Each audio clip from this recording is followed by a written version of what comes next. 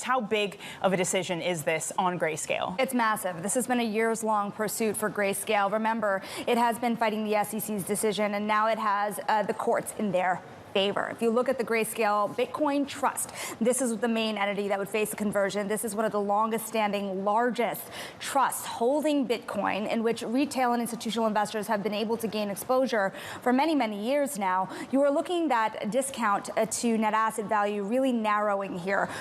At this very moment, it stands at about 24% under its net asset value, but that is expected to narrow as they get closer to the ETF conversion, which has really become a main thesis for investing in this fund. And beyond that, as you're saying, there is a whole host of other ETF filings in the pipeline, and this is boding well for those firms. I will also say that in addition to the Grayscale Bitcoin Trust finding some love on the heels of this decision, you are also seeing Bitcoin itself up above 27,000. It's almost 5% jump in the market right now, because the idea here is that by a potential conversion here for the Grayscale Bitcoin Trust into an ETF, it could draw massive adoption from financial advisors, retail investors.